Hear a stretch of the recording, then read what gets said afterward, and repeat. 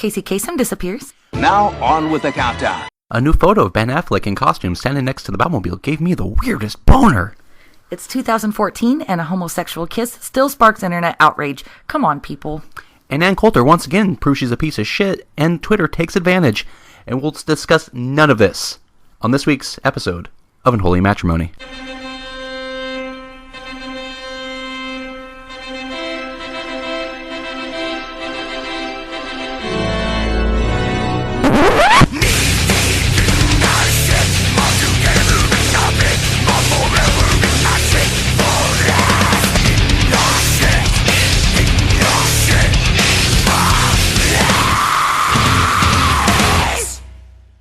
Welcome to Unholy Matrimony. My name is Jeremy Staples. I'm Bethany Staples. So we just got back from the movies, actually. Yes, we went with our brother and sister-in-law. My brother and sister-in-law, I guess I should say. It's her brother. My brother. We saw Neighbors. Yes. Pretty fucking funny. I laughed entirely too hard at that movie. It was super good. I still think that We're the Millers is probably my favorite comedy of the last, 3 or 4 years. Yeah. But it was pretty good. Bad Grandpa was good, too. Yeah. I think the problem with Neighbors, though, is that, all the funniest moments from that movie were in the trailers. They showed it in the trailers. I felt mad at myself and disappointed in the movie at the fact that I kept waiting for the airbags. That was the whole scene that scenes, yes. Yeah, the airbag scenes. That's what I wanted to watch. You should have, heard how loud she laughed at a scene that she had seen 1,000 times in a trailer. I think the funniest thing I saw the entire night was the Transformers trailer that aired beforehand with Mark Wahlberg. He just discovered that this truck that he has is actually a Transformer, and they pan in on him, and he goes, "I think we got a Transformer." Yeah, and he was like, "I don't think this is a truck. I think we got a Transformer." A wicked cool Transformer. It's like somebody told him it's a not a truck. And it's like, what? No. Every movie. It's a Transformer. Yeah, Aubrielle, our sister-in-law, she said she's very proudly going to go see that movie on opening day. So we proceeded to laugh at her because we won't be there. Well, I will definitely be looking forward to the YouTube highlight reel that it will inevitably come out, showing all the great acting. Big O air quotes on that one, people. Acting that comes from Mr. Mark Wahlberg. So good movie. If you guys decide to go see it, I guess we'll give it a 2 cans of beer in the air. I guess that's will be our 2 thumbs up. Cheers. Cheers. So last week we started our very first segment on the show called Secret Origins. And so what we're going to do is last week we each shared, but from now on we'll just one of us will share 1 week, then we'll swap off for the next. And so Bethany here drew the short straw, and she will be sharing first. Yes. And so what kind of tale do you have for these people? Or a little tidbit, I should say, into insight into who Bethany is, who she was. What do you got for the people? Well, and we're kind of keeping with the same theme, the whole masturbation month, or just, I guess just sex or just sexual stuff in nature. There's going to be a lot of that on the show. Even past May, probably. But who knows? But so basically the background behind Secret Origins is what we plan to do is kind of out something about ourselves that maybe not a lot of people know. So in my, like he said, I drew the shortest straw. I'm rambling because I'm dying over here. But something that not a lot of people know about me is that I used to write, I don't anymore, I don't write anything anymore, but I used to write erotic short stories.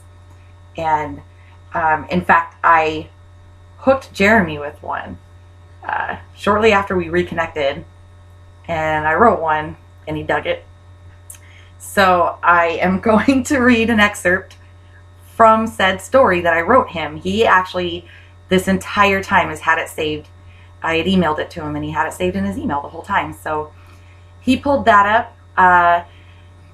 Jeremy will tell you later on where you can find the whole story.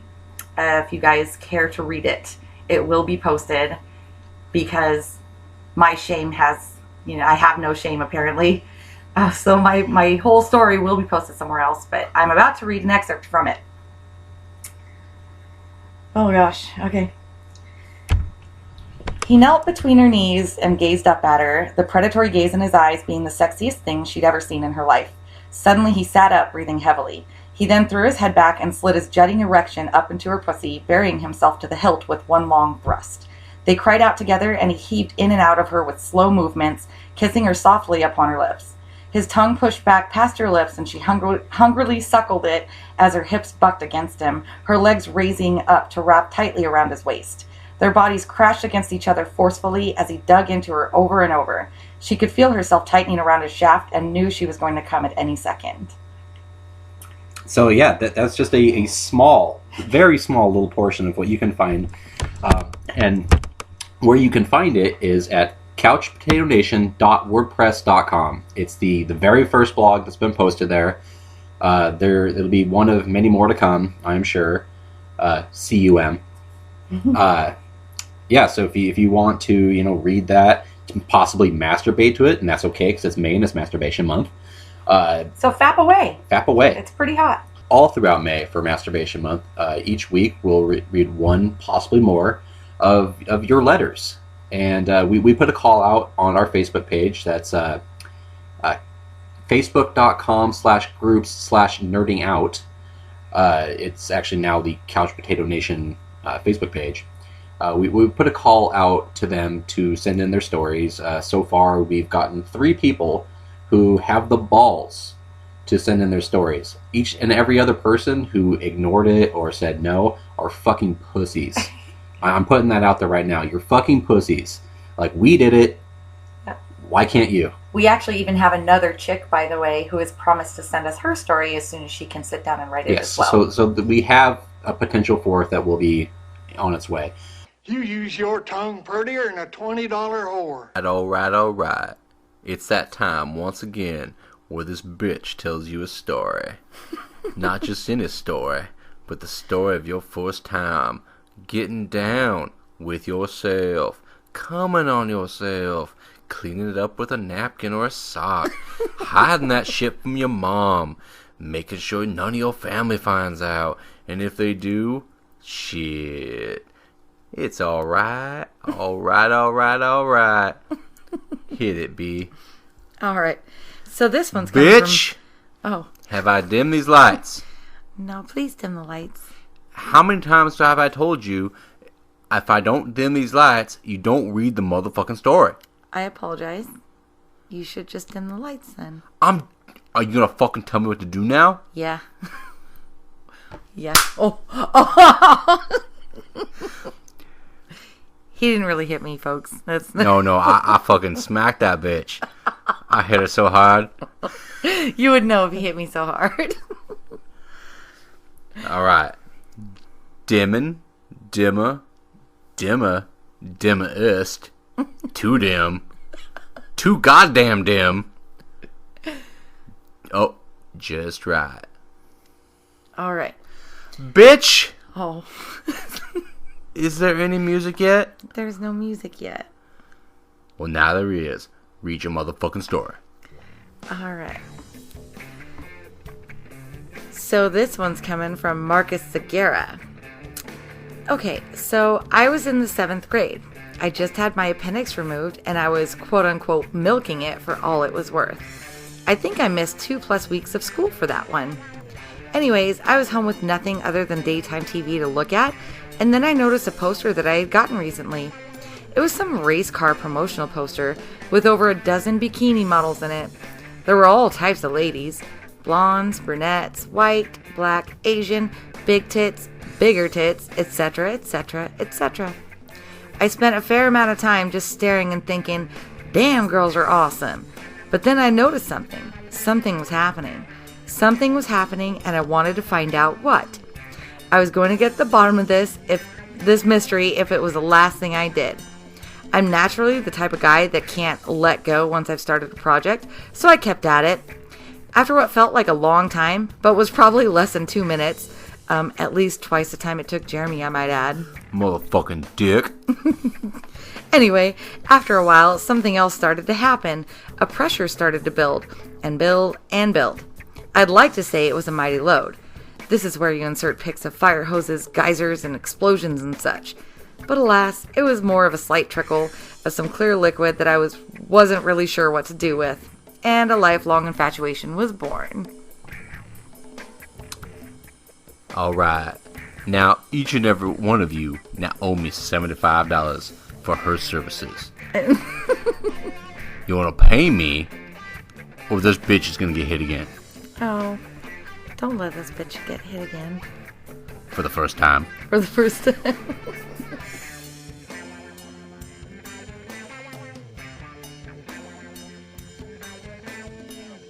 Normally, I'm not this kind and generous, but today, I'm going to give you a twofer for your $75. On tap, Bethany here has got another hot, juicy story for you that's guaranteed to help you milk your nights away, if you know what I mean.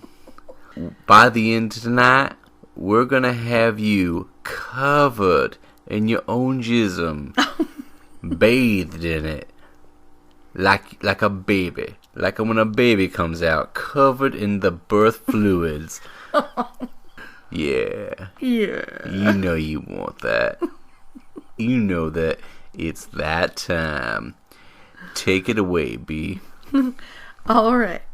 This one's coming from... Bitch, I know these lights are dim, but do you hear the music yet? I don't hear any music yet, no. You should start the music. Good bitches are hard to find. I'm just saying that. This one is about ready to be replaced. Oh. I ain't got time for this shit. I'm gonna punch you in the head. See what I'm saying? Alright. Push in play. Alright. This one's coming from our good buddy Seth Thompson. Here's my story about battling the purple helmet yogurt slinger. When I was about 14 years old, I was hanging out with a friend whose sister I had a huge crush on. Anyway, I went to use a restroom, and as I'm taking a piss, I'm looking around the bathroom when out of the corner of my eye, I spotted a G-string in the laundry hamper, and I just knew that it had to belong to my friend's sister. Upon seeing this G-string, my hormones started going apeshit, so I picked the G-string up and stuffed it in my pocket. I told my friend that I was going to head on home, with my intent being to examine this G-string closer.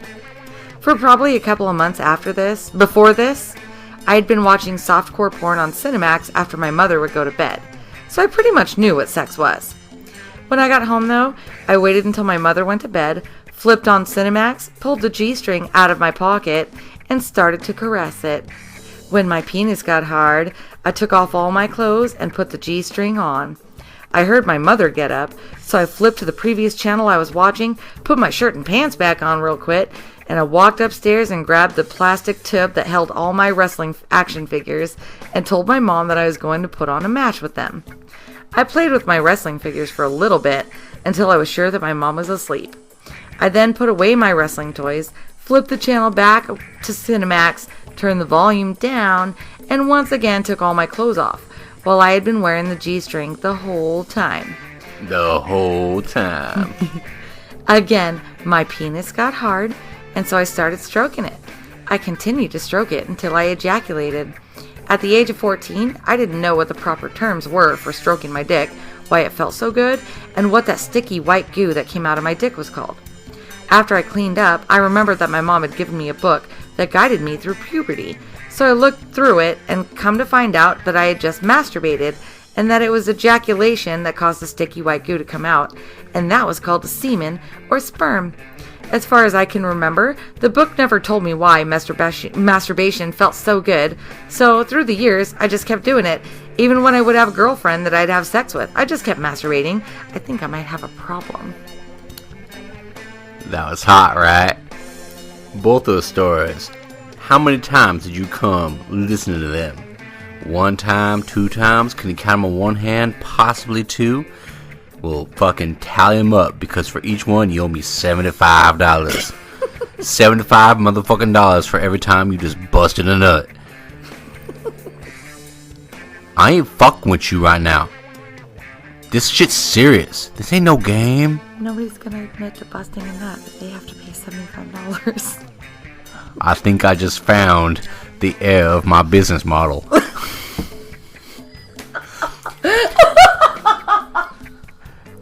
And this has been Secret Origins.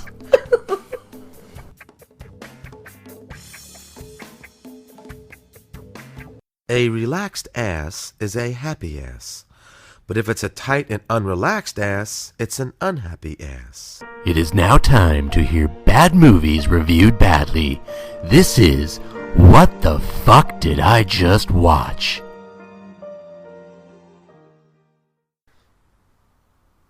All right, welcome back. We're going to be introducing a new segment, yet another new segment on the show today. And in this one, we are actually going to review quote-unquote bad movies. Movies that people have just pretty much put that stamp of horrible on. And we've decided, to go and review them and see if these, movie critics are right. We chose our first one. It's a movie that Jeremy and I both hold very close to our hearts. So it was a childhood favorite of mine, I know for sure. And honestly, I think it was really just an excuse to watch it again as adults. And now that we did, we can definitely say that it is truly bad. It was a bad movie. So the way we're going to do this is that each week we will let you, the listeners, come up with ideas for movies that we should watch. And we'll pick through them, just watch them and review them one by one. And we've formulated our own little rating system for reviewing these movies using the infamous Wilhelm scream that I'm sure everybody is very familiar with. And so we will be giving blank out of 5 Wilhelm screams for every movie that we review. I guess that a 5 review for one of these bad movies would actually be a 2 for the common film. It would be a 2 on that scale. So yeah. Do you have anything you'd like to add? no, why don't you go ahead and tell them what we decided to review this week for our first movie? So I'm sure everybody, well, at least you should be familiar with the movie Howard the Duck. It was made by George Lucas.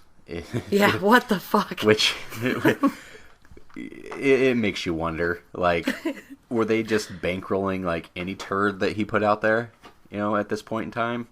Because this was the 80s, very 80s. This is a very 80s movie. Oh yeah. And so it just seems like they were just greenlighting anything that he wanted to put out back then, because he was fucking, goddamn Star Wars, dude. Do I need to say anything else other than that? So we took some notes here, and we're just going to go through them one by one about this movie. First off, in the beginning of the movie, there's a scene where they're kind of like setting it up, and Howard comes home, and he sits down and watch TV, and he's looking through his mail, and he pulls out a brown sleeved package, and pulls out of the package a Play Duck magazine, a play off of Playboy. And what I thought was funny is I can't remember the last time that I saw one of those packages. When I was a kid, my stepdad, he had a subscription to Playboy, and he'd always get those magazines in the brown paper slipcovers. And so when I saw that, like, I recognized it instantly. It's like, oh, that's porn. Like that's got some naked ladies. But it didn't. They even showed the whole centerfold, and it was, it didn't even show. There was more actual sexual content in the scene right after that, where his chair gets sucked and he's just flying through all these apartments. And one of them is this female duck singing, and she's in a bathtub, and they show full on titty.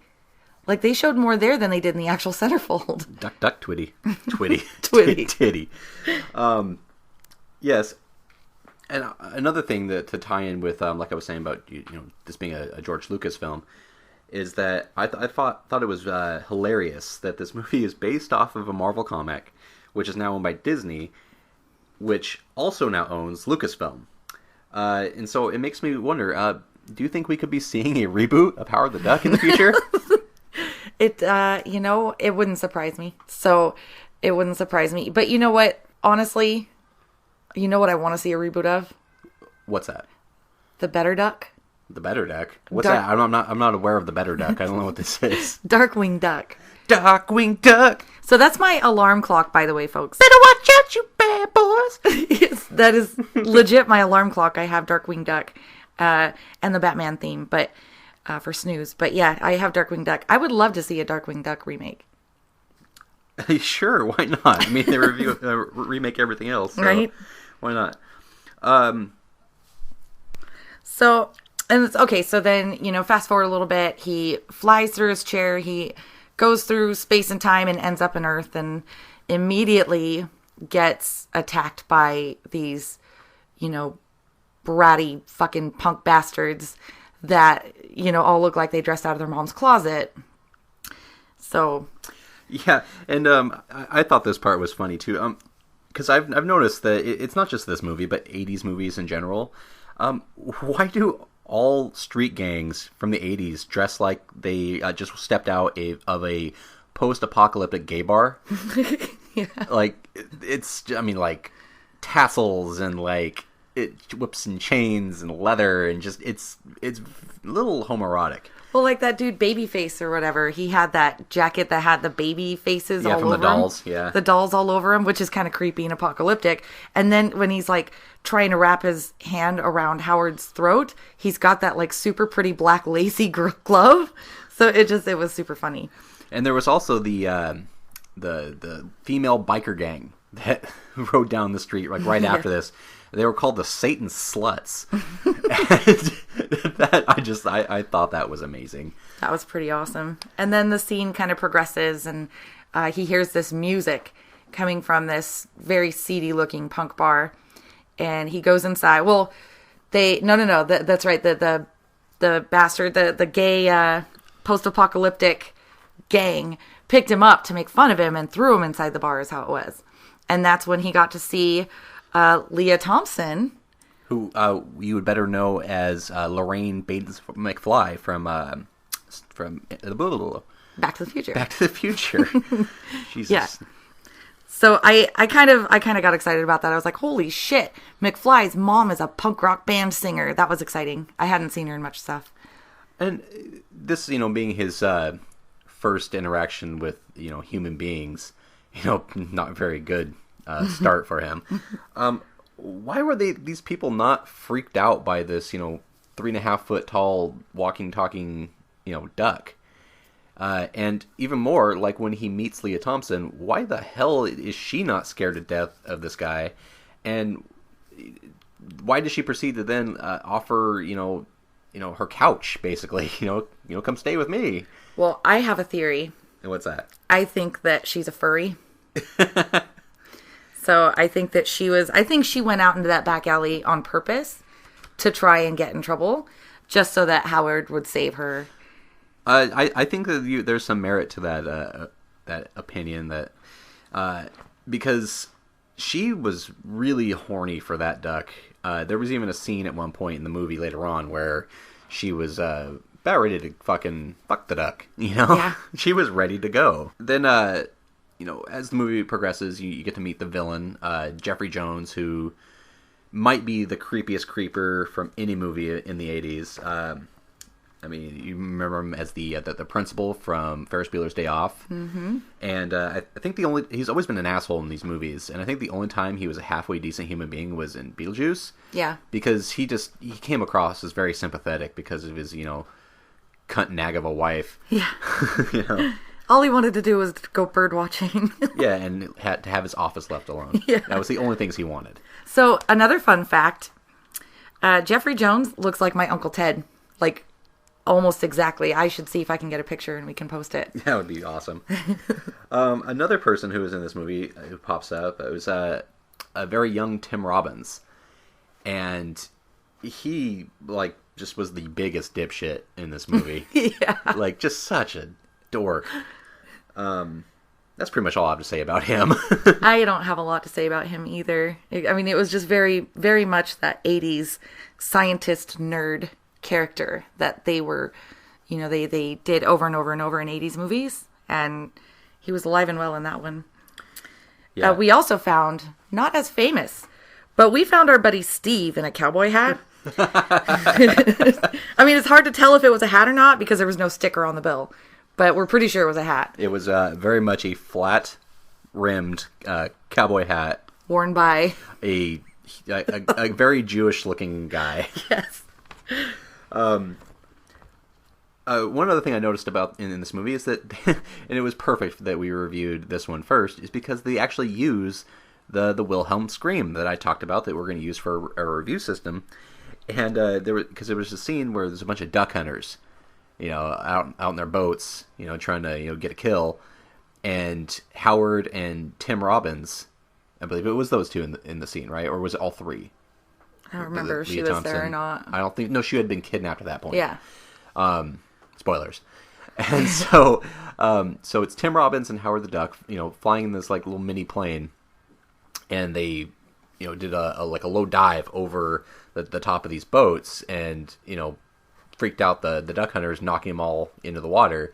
And the first one to go flying into the water, sure enough, fucking Wilhelm scream. Yeah. So, yeah, it was pretty perfect for this. But we're skipping the diner scene, which is when we finally get to see Jeffrey Jones turn in. I don't know. It reminded me of, like, it turned a little exorcist-y for me at that point. You know, he's looking sickly looking, but he's still trying to regain, you know, composure. And they go and sit down in this diner and he's just looking worse and worse and worse. And then it kind of turns alien-like. You can see that it's actually like something inside his skin that's trying to rip him apart. And then it turned into like a Darth Sidious, which for those of you who, and if you don't know this, I kind of have to unfriend you, but the Emperor from Star Wars. And so it was kind of meta that it's the Exorcist meets Alien meets the Emperor from Star Wars because George Lucas. Yeah.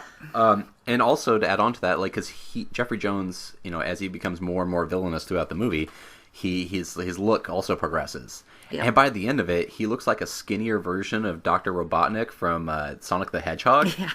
but with gray hair. And he's throwing around lightning and Yeah. shit from his hands. Yep. Like Star Wars. But yeah, so that's some key points that we, you know, picked out of this movie. Is there any final thoughts that you have on it? You know, we took notes while we were watching this, so if you hear paper crinkling, sorry. But, you know, one of the notes that I wrote down is we'd see the ending concert. Fucking rad. And I stand by that. The end scene where they're singing Howard the Duck and they're dancing around and Howard comes out and he starts, you know, playing guitar and playing it even with his beak. I think I'd see that. And I wrote down that if I was watching this as an 8-year-old Jeremy, I'd give it 11 out of 10. But that score gets tainted by the stains of time. It was the worst thing that George Lucas did to cinema until Kingdom of the Crystal Skull. Now that movie fucking sucked. So what would you say that we rate this movie? I'm going to give it 3 out of 5 Wilhelm screams. 3 out of 5? Yeah. I concur. 3 out of 5. Or a 4 out of 10, as, you know, our buddies on the internet would say. 4 out of 10. 4 out of 10. All right, so that was our very first movie review here on Unholy Matrimony. Please send us your suggestions for movies, bad movies that we need to watch. Yes, try to subject us to the worst garbage you could possibly find. And if, you know what, you guys would do me a solid if all of you just suggested Twilight right now. Just there is no suggestion other than Twilight. I'm not watching Twilight. He refuses. He refuses to watch it. I've had to been subjected to him. So I think that you guys would do me a solid if you all just suggested Twilight and that's it. Okay, let's put some shit on Front Street right now. She says that she's been subjected to them, but This bitch went to the fucking midnight premiere. Was it the final one? No. It was the second. Well, it was the first half of the final movie, and it's because I got dragged out there by Aubrey. It was just something to do. She bought the tickets and everything. It wasn't something that I'm like, oh fuck yeah, let's get our tickets now, type of thing. I thought it'd be fun to hang out. Don't listen to her. she nothing but lies. It's not lies. Mouth.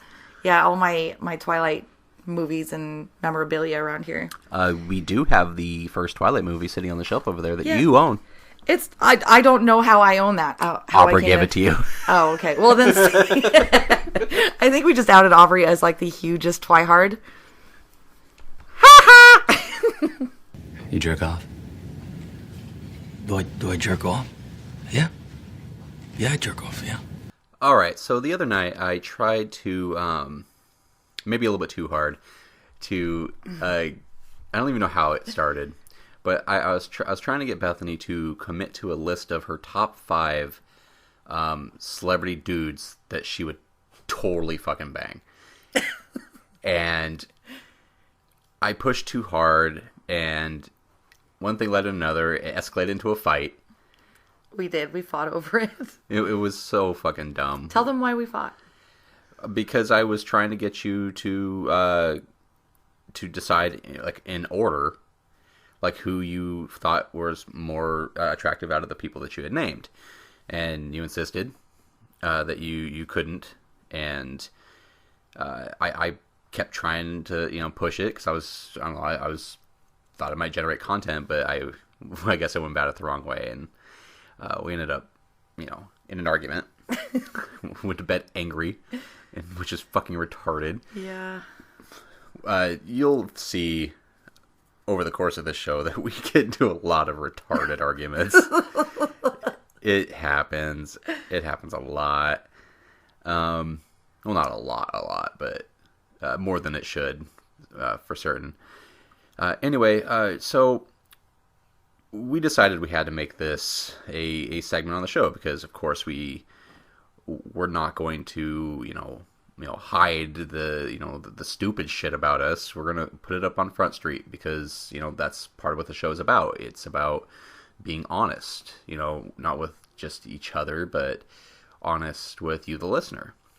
And so we have compiled 5 people each who we totally fucking bang. And these are in no particular order because we do not want to start another fight right here on the show. Because I cannot choose an order. Yes, and it's funny since because I pushed so hard, for her to come up with an order, I couldn't even come up with a list. It was really hard for me. What I find attractive isn't exactly in style anymore. I'm really attracted to the old Hollywood style look, the way women look back in the 20s, 30s, 40s, 50s, that era is what I'm into.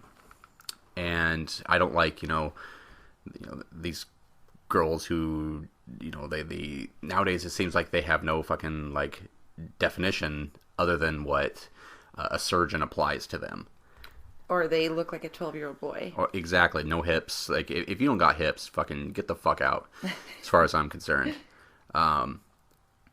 Anyway, so we compiled our lists, and it took me probably the last, half hour just to round out the last 2 off my list. And, I'll be honest, they were just kind of thrown on there because I was tired of dealing with it. And, yeah, so now we're going to present our lists, and we're going to start with Bethany. Go ahead and let everybody know who your top 5 guys would be. All right. Top 5 in no particular order of dudes that I would totally bang. Kevin Spacey. He's been a long time crush of mine since I was a teenager. Yeah. So Bethany holds this fantasy inside her where what would you say that Kevin Spacey takes advantage of me? Is that how it goes? Either or. She wants me to have a gay experience with Kevin Spacey. I totally do. And I want to film it. And she wants to film it. I think that's the scariest thing I've ever heard. Like, it creeps me out. I can't look at Kevin Spacey the same way. He comes on a commercial or on a television show, and I about freak the fuck out. And now he's a villain in the next Call of Duty video game. So that's sure to elicit more horror for me come this holiday when that game is released. But, ugh. Yes. And it all came about with, I refuse to believe that there's any kind of truth behind it, but, all those rumors that Kevin Spacey is gay. And I don't care. My whole thinking was, well, if I can't fuck him, I'm going to make damn sure that I get to watch him fuck somebody else. And if that has to be my husband, I will allow him to take that hit for me.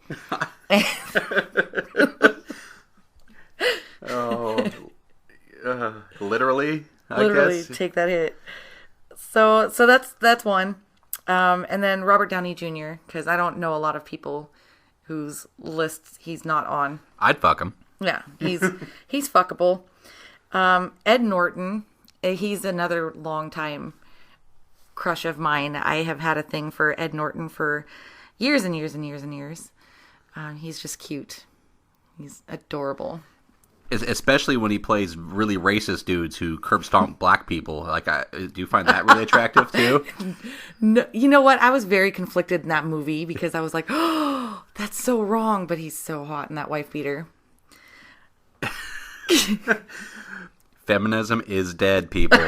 I've said it once. I'll say it 1,000 times.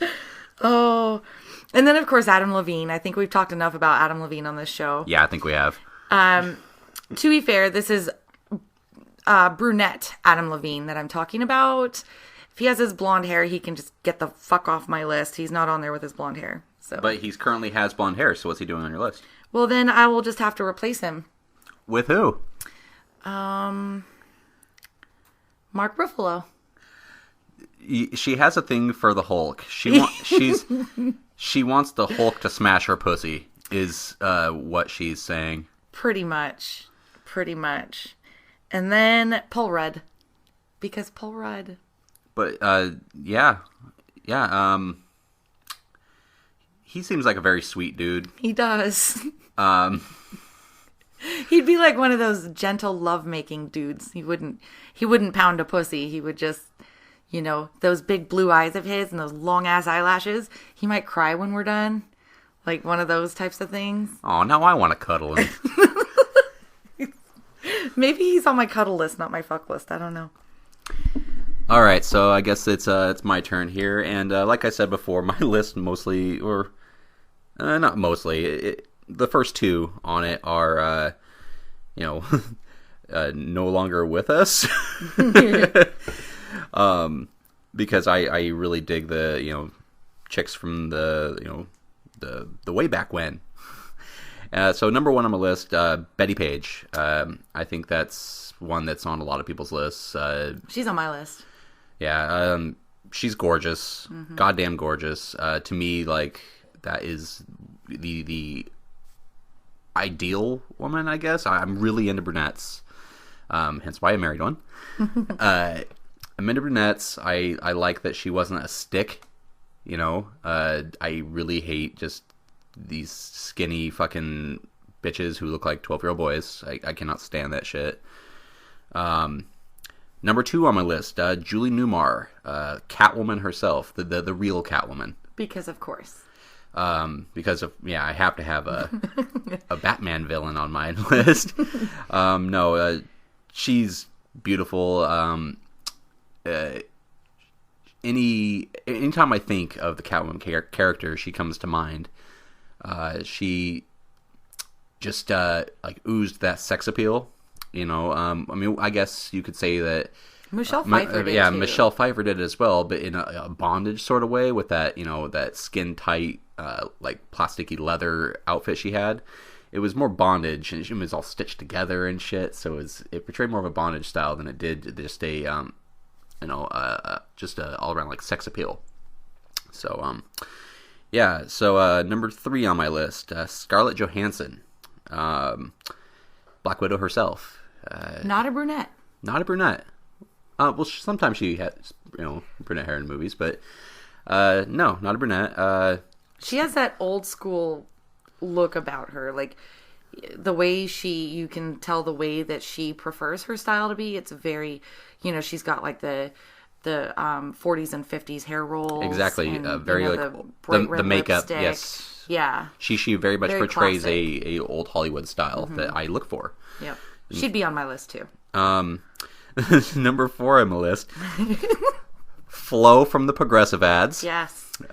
Once again with that old style classic look, yes, with the cat eyes and the exactly. She has the makeup as well, and she has the haircut. Yep. The bangs and all that. I love them women. Just that look. So with Flo, Jeremy actually has a Flo name tag. Is it a picture or It's like an 8x10. You see, what it is that my mom, I guess, I don't know if she had signed up for Progressive or what, and they sent her like a little like goodie bag, like care package thing that included an 8x10 of her, a Flo name badge, there was something else in there, but I still have that name tag on a flag that hangs in our bedroom, and I've taken an endless amount of shit about that, especially by PJ. Yes, our 14-year-old son, he likes to anytime that he wants to try to stir the shit between me and Bethany, he'll mention like, oh, I bet he was out making out with Flo. As if that's something that I'm ever threatened about ever. Yeah. Like, is that really what you were doing? Yeah. I fucking knew it.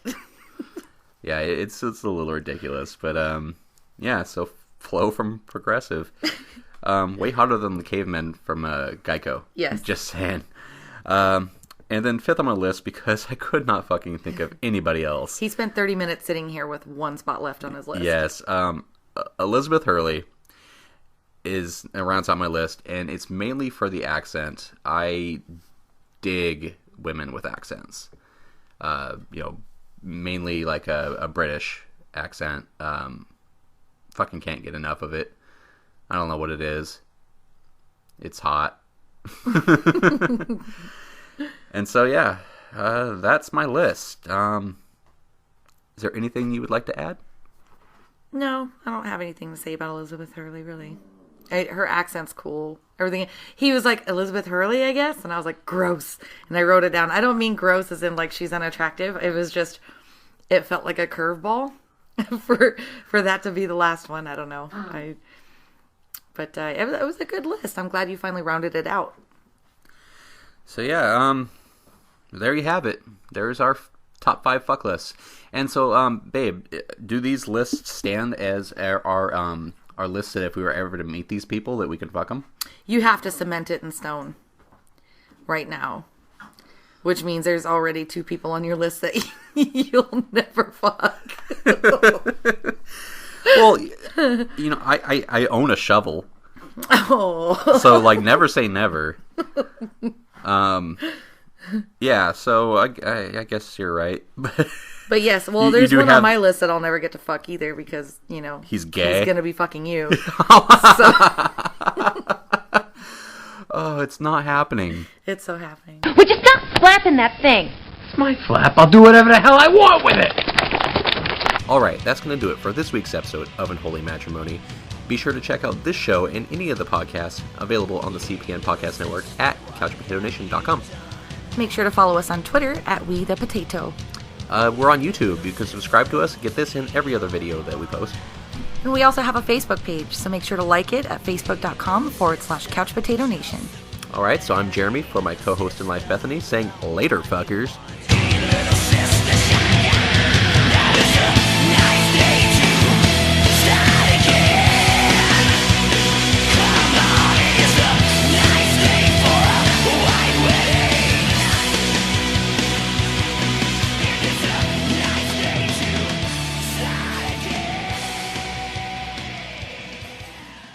You've just listened to another fine CPN Network podcast.